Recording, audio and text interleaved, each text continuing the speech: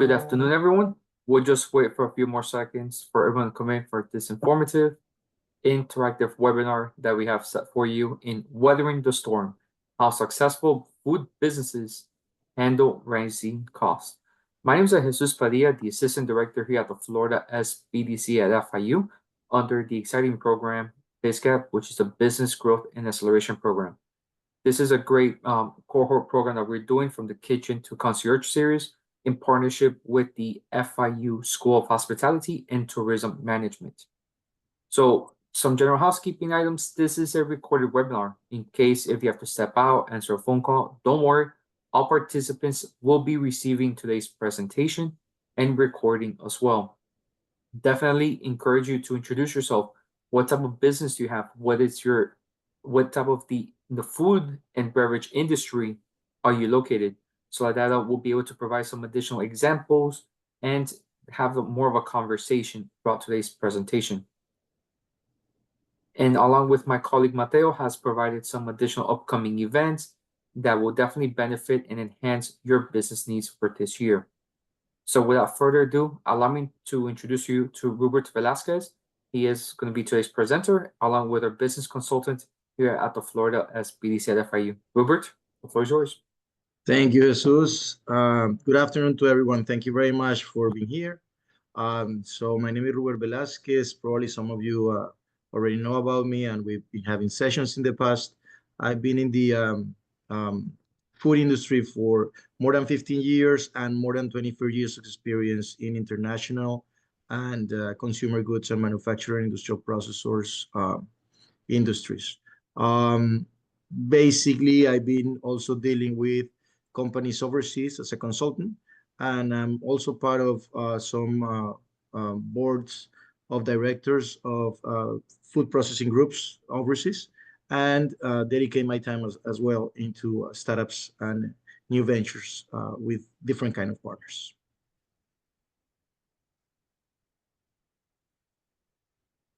Thank you, Jesus.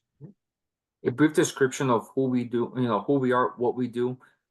The Florida SBDC at FIU, it is a resource partner of the SBA that provides one-on-one business consulting, training, and information to you, the small businesses that are physically located here in Miami-Dade, Monroe County.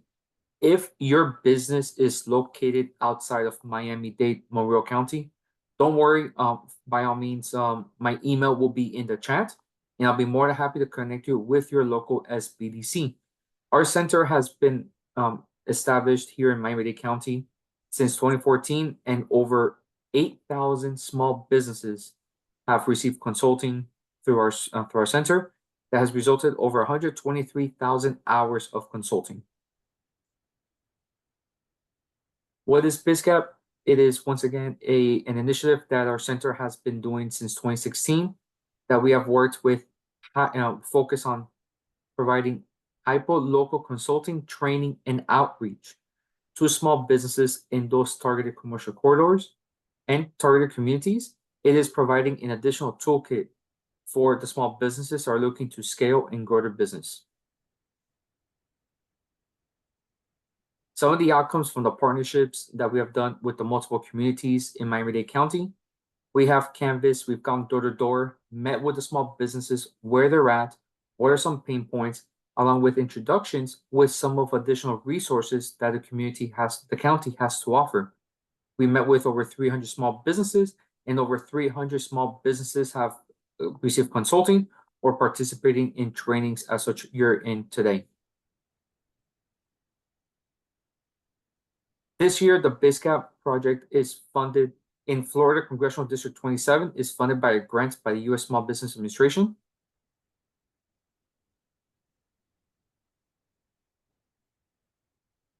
The Florida's 27th Congressional District is focusing on the 3 core activities: the training, the outreach, the door-to-door canvassing, the one-on-one business consulting, along with the data mapping and surveys of small businesses located in Florida Congressional District 27. And along right here, we have the team from our BizCap that we have 7 specialized consultants assisting you at no cost. If you're looking for access to capital, marketing, international trade, business planning, operations, and strategy. along with the Florida SBDC at FIU that's located here in Miami-Dade County.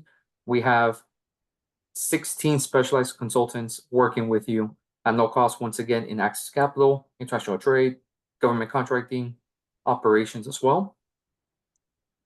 And if your business is located in the Florida Keys, we have 4 specialized consultants to work with you all throughout Key Largo down to Key West. So now allow me to reintroduce Rupert again, that he will be presenting today's presentation. Rupert, the floor is yours. But before Rupert starts, if you have any questions, definitely encourage you to introduce yourself in the chat so that we can have today's conversation and engagement from today's presentation. Thank you. Thank you, Jesus. So thank you very much again for your time. It will be a pleasure to start working on this workshop, which is basically oriented to food entrepreneurs who want to create a brand for their business or improve their existing brand. We're going to basically talk about different kind of topics today. The most important ones are going to be related to inflation, pricing, and strategies to weather inflation impacts within your business, and the importance of cash flow management as well.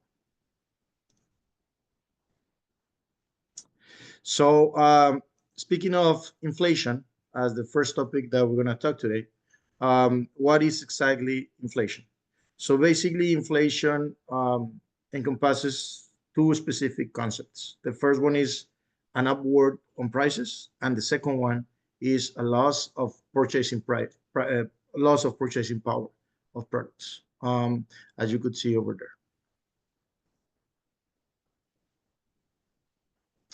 there. Inflation basically does not impact all business or small businesses the same way, especially in the food industry. Essential products or services will be higher in price, and non-essential products may be reduced or completely eliminated from our regular purchase. So basically, those are the main impacts that we have on inflation scenarios. During how does inflation impact your business? So basically, during an inflationary period, small business owners can expect higher costs. Of course, big impact for raw materials, wages, utilities, any operational expense. Of course, we'll have supply chain disruptions. Basically, the goods and materials will be more scarce, with not just delays in deliveries, but also delays in production and delays in different parts of the operation. Of course, the inventory changes because the increase of goods of warehousing and difficulty securing certain raw materials. That's one of the main aspects that we have in the food industry when inflation hits our specific targets. A higher revenue, well, basically that's a response of inflation in our business. Usually we as entrepreneurs trend to raise prices immediately, especially if our competitors and the whole industry is doing it as well. Falling demand, basically that's another impact when inflation hits the targets as well. Customers will start holding off on purchasing, and even if there are cheaper prices on our end or in the market, they basically start holding off on making purchases on the products that we are basically offering to the market. Of course, capital challenges as well. The interest rates rise just as a macroeconomic effect. So financing, it's more costly. I think most of us have been going through any of these specific situations and impacts during an inflation process, like the one that we've been through since 2021, 2022. So how can we start basically weathering these specific inflation processes? So there are different ways to tackle these situations. One of them, it's related to the pricing. So pricing, it's usually the first thing that we do in our businesses just to make sure that we're going to be able to weather properly the situation. There are 3 different pricing models, at least the ones that we generally know as entrepreneurs or business owners. The first one is the cost-based pricing, which is basically how we calculate the cost of producing the product. and we calculate a profit margin. The second one is the customer-based pricing, which is basically based on what customers can pay for your products. And we come backwards. So we know the price of, let's say, retail price of our products, with comparatives that you can make in the market or your own products. And we come backwards. Basically, we just make sure that we are satisfying the customer needs, but at the same time, we are satisfying our profit margins. And then the last one is competition-based pricing, which is basically the leader in the market will set the prices um, for certain specific products, and we follow them. So we go after that specific target. We have to be careful on that one because sometimes those kind of competitors are monopolies that are managing part of our business, especially in the food industry. And basically, that could hurt us in terms of trying to get to that specific level. What we should do in those cases is try to get as close as possible to what they could without losing our profit margins. All this information and all these links that you see over here on the screen are going to be shared with you by the end of the presentation.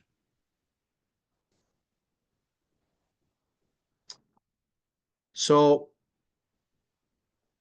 when we start working on pricing, usually the most important element to consider is the cost of goods sold.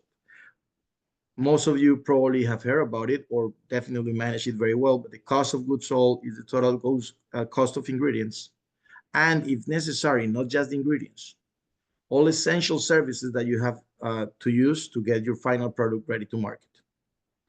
The cost of goods sold is tied to your profit margins, to revenues, and inventory management. There are different specific formulas for a specific type of businesses to calculate the cost of goods. Although these formulas are not 100% applicable to all food business models, okay?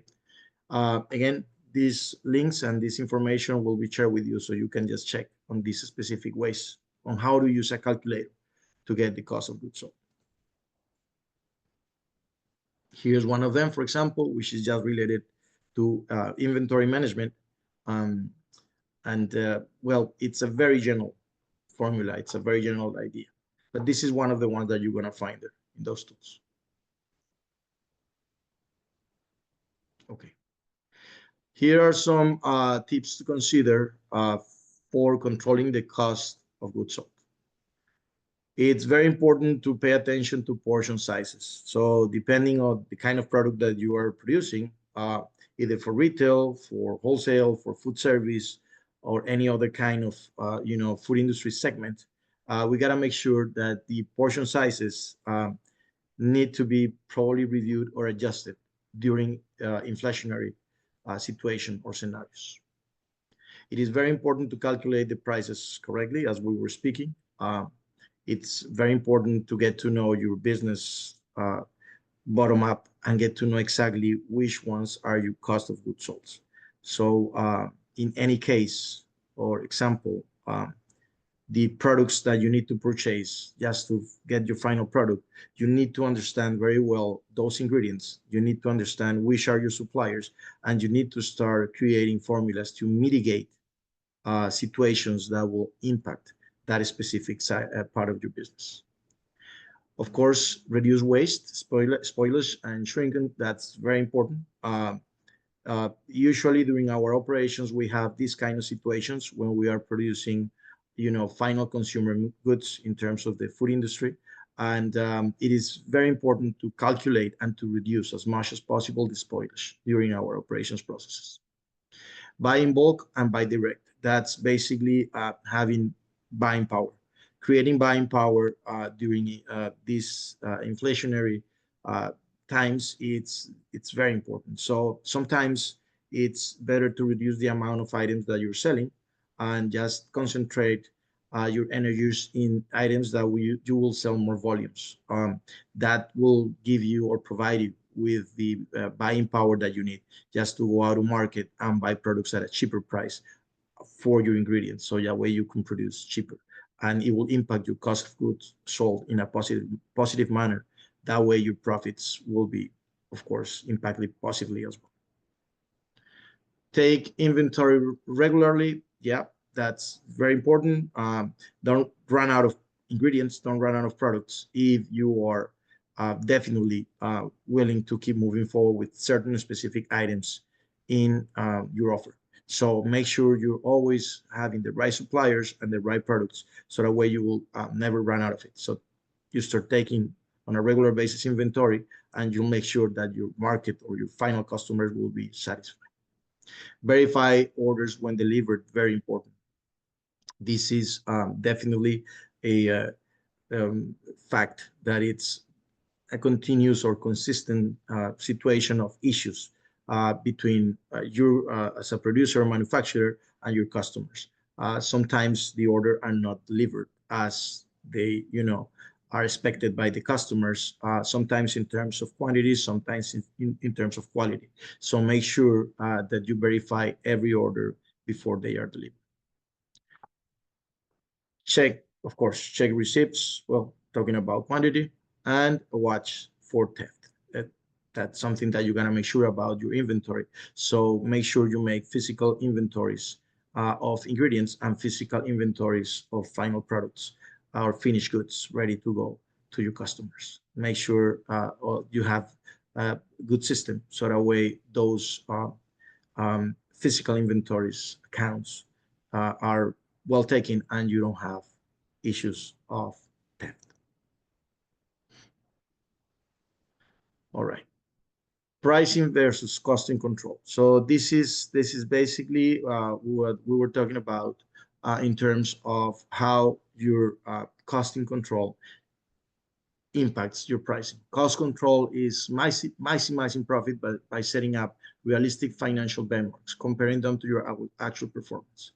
Then eliminating factors that cause variance between the two measurements. So this is exactly what I'm telling you. You need to have clear benchmarks of your cost of products, cost of ingredients, and the price that you're gonna go out to market. So you understand, what's the line in between, so you can make a profitable business.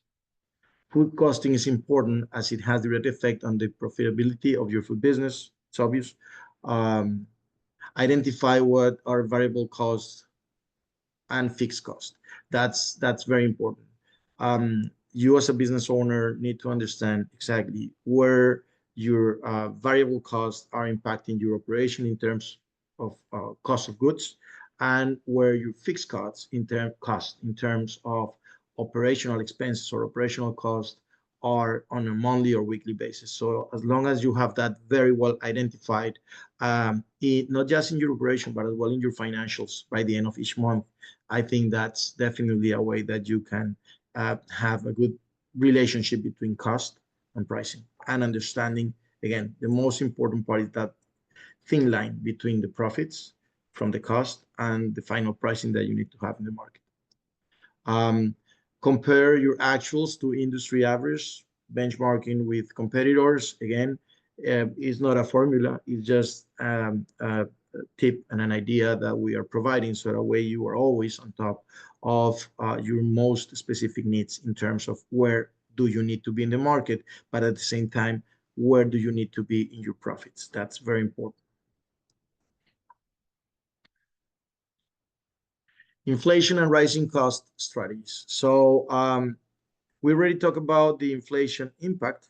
Now, here are some strategies so you could follow. Higher cost. Prioritize higher margins goods and reduce production of low profit products. Um, this is very important.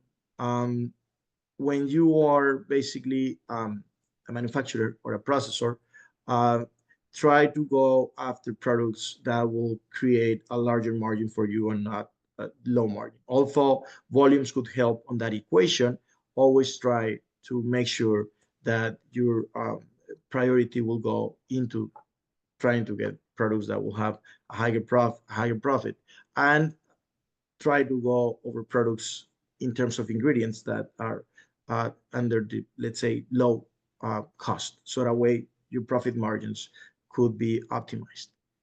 Inventory changes. Increase inventory of longer shelf life goods if you expect long-term price increases.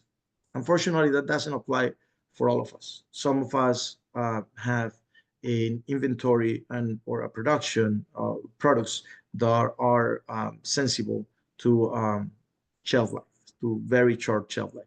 So we got to balance off that equation. But if you have the opportunity to increase your inventory of the longer shelf stable type of products, that would definitely be an advantage. So that way you can weather out a little bit those situations in terms of inventory within your warehouses or inventory in your customers' warehouses. That way, the possibilities of issues, um, rising cost or exposure to any penalty for products that are due date in your warehouse or products that are due date in your customer's warehouse are minimized. Supply chain disruptions, diversify vendors. Uh, Sorry, I just went a little bit forward, but yeah, basically here, what we're talking about is that in terms of supply chain, there's always the possibility that products could have an issue with situations like happened a couple of years ago with containers or ports or shortage of products. So those situations need to be minimized, and the way to do it is making sure that you have a good set of suppliers that could be backed up or replaced in case that your products are scarce in the market. So that's a very important element that will help you on that pricing, costing uh, equation. Cash flow. This is the next element we're going to talk about when weathering inflation issues. Uh, Basically, what is cash flow? Cash flow refers to the movement of money into and out of a business over a specific period of time. So it is basically a crucial financial metric that basically indicates that the company solvency and liquidity and overall financial health it's good. So that's what cash flow it's about. um, there are different types of cash flow. There's a positive cash flow where more money is coming in than the one that is going out. Uh, that's basically indicating that the business is in a very good financial health. And negative cash flow where more money, of course, is going out than the one that is coming in, which definitely is a signal that financial troubles are coming. And if they are not fixed, they cannot be sustained over time. Um, as I tell probably all the people around me during my entrepreneurial sessions as well as my clients in terms of consulting, the cash flow is the life of your business. If you don't have a good handle of the cash flow, which is not specifically a bank statement, actually it goes from there, but it's a different kind of control that the one that you need to have. Then situations could be or could get out of hands easily. So the cash flow is definitely the life of your business. Here's I would say just an example of how you can read a cash flow statement in which, of course, there are operating activities, well, the net income, which are the revenues that over time will be projected in the way they will flow into your company. So it's not a matter of how much you sell, but it's a matter of how much you collect and how much money gets into your business bank account. And then all the operating activities are the ones that are creating all your expenses. So that's very important as well to consider in the cycles that need to be, taken care of. So you got to make sure that suppliers, vendors, payroll, wages, operational expenses are going to be considered into this equation in the most specific and detailed way possible that the cycle is going to happen. So that way you can calculate those cash flow movements in your business. Again, that's not bank statement. That's a different situation that is related to the way your specific business moves around commercially and operationally. Here's another link for more information available, so that way you understand how the a cash flow statement works, and more examples of the way you can see and practice a little bit, and how to get a good handle of the cash flow in your company. So here are some additional tips for cash flow management. Uh, Regular review, make review of your cash flow statements on a daily activity. That's highly recommended as well on my end. We sometimes lose track of that because we put a lot of attention into our revenues and into our streams of income, but we don't pay too much attention of how that specific situation is flowing against our expenses and our operational costs.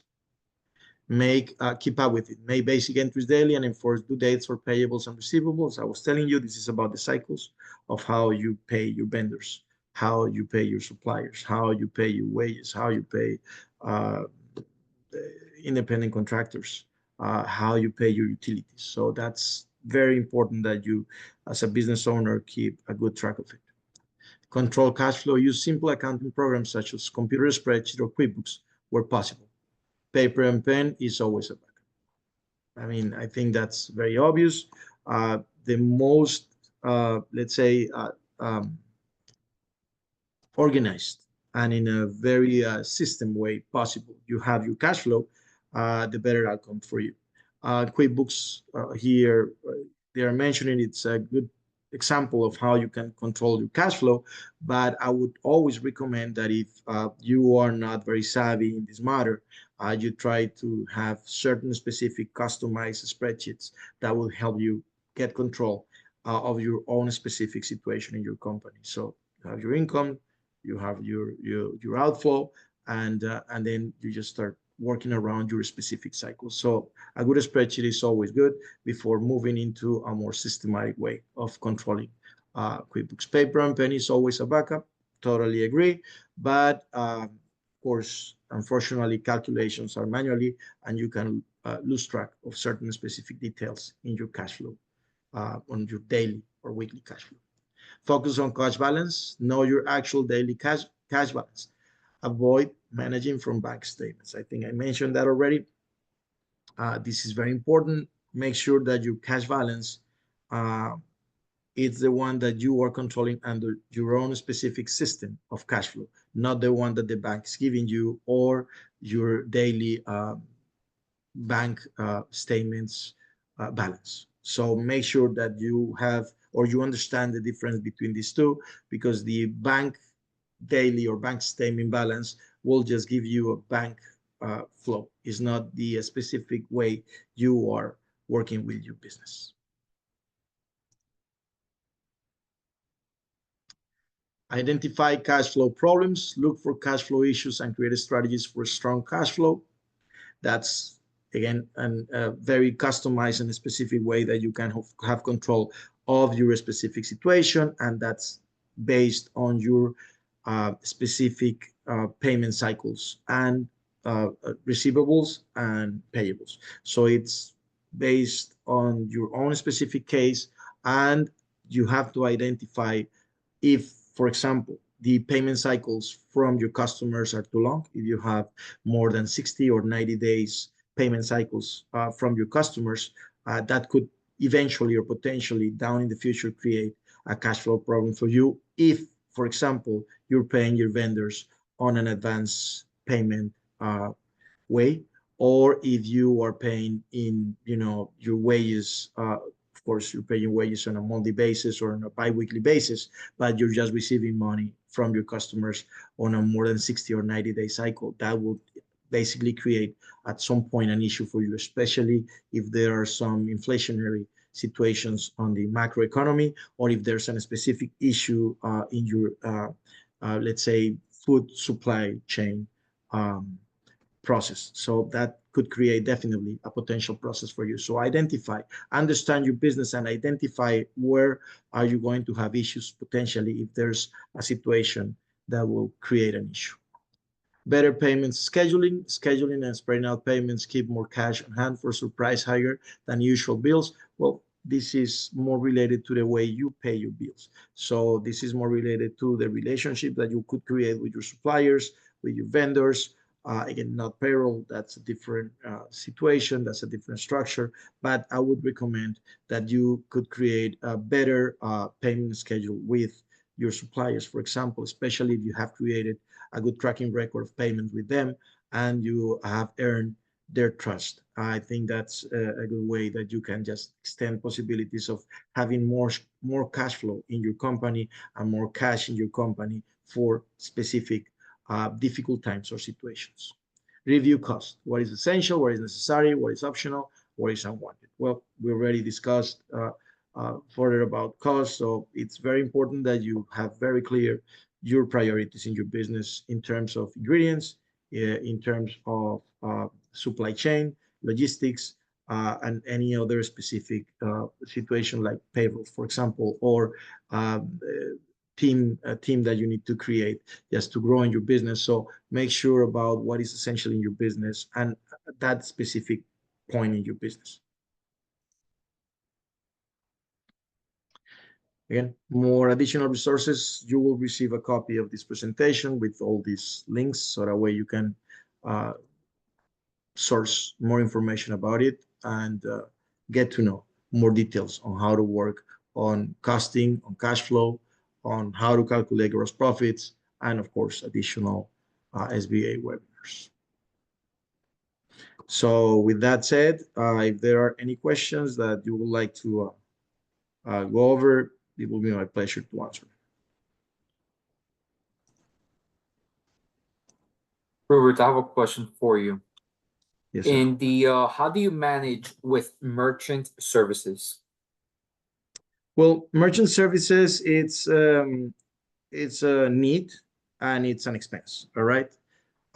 So basically, you have to make sure that the cycles of payments from the merchant services are the ones that you need, and that the cost of using that kind of a service, it's really efficient for your business. In terms of the food industry, there are different layers in which you could use merchant services, but it depends on how your business model is structured in terms of selling your products. Okay, so restaurants, food service facilities, of course, they are in need of merchant services. Just try to balance it out in the best way possible. And in other kind of food uh, industry kind of businesses, well, make sure that you definitely need it or not, you know. Okay. And then obviously like I just have a random question. Like obviously, like the price of eggs is always fluctuating. How does that correlate with the supply with the pricing? Like do we up the price points or do we still lower the price? How would you triage that? Is it more the customer experience elevating more of the value proposition? Yeah, well, basically, you mean if the cost of the ingredients are going high, how do we balance it out? Okay, for our customers. Well, I think there's not a specific formula, Jesus. I mean, I think each specific food company has could have a different approach to that situation. All right, there are some situations in which if the cost of goods are rising, let's say without any type of control, the best way to go will probably would be to stop buying that specific kind of ingredient and you move into other kind of, let's say, products that you consider could give you a better profit and the cost of the ingredients are not going to be so high. There are some other times in which, let's say, the final product that you formulate with those specific goods, it's in high demand and it's not worth it just to stop doing those kind of things. So you better try to talk to your customers and raise prices of the final product in terms of, regular ways, so that way you don't affect or you don't impact the final consumer's approach to your products or needs. Right there, so in other words, it's a good avenue to start promoting new products or different avenues that could be a bigger yield. So in Yeah, case it's of an opportunity. steak and instead of steak and lobster, let's try the chicken wings or anything Yeah, along those sorts. yeah, exactly. I mean, it's an opportunity as well to diversify in your own business. you know. So that's the reason why it's so important to keep specific track of your business and understand it, and always have a I would say a backup plan. Always have a backup plan in terms of supply chain and in terms of suppliers, you know. Don't stick to just one supplier in one product, but have, you know, a couple of options. And don't stick just to you know, products that, you know, at some point in time could be impacted by inflation or rising prices in the market. Okay. Let's see if there's any additional questions. Yeah, so today's presentation is being recorded. All participants will be receiving today's presentation. Definitely, there's a lot of upcoming events that could definitely leverage and hedge from today's presentation. But everyone that is present today, you'll be able to be registered to participate if you're interested for next week's lenders roundtable. So it's a good opportunity for you to meet with your respective lenders. You're able to have questions, because this definitely helps as one of the main slides that Ruben was talking about, the cash flow management. Understand your finances. So this is a good opportunity to meet with the potential lenders if you're looking for any funding options. So it'll be a roundtable discussion with them. But definitely, anything that we can do to assist you with your business needs, we're an email or phone call away. But then, Rupert, just go with the next slide. Definitely, one of the big asks that I have for you, it is to like and subscribe our YouTube channel, as we have a plethora of recorded webinars that will definitely enhance your business needs. So it's another tool for your toolbox. But then shoot us an email, visit our website, which is bizcap.miami. So you get to meet with our consultants, upcoming events, but at the same time, let's start working together on how we can implement your 2025 goals today. That is my ask from me to you. But I want to thank Mateo and Gabby in being the moderating the chat. But at the same time, I want to thank all the participants in today's presentation, along with Rupert delivering today's webinar. So if I have no additional questions, I want to thank you all once again, and I'll be looking forward to seeing you next week. Thank you all, and have a good day. Take care. Thank you very much. Bye bye.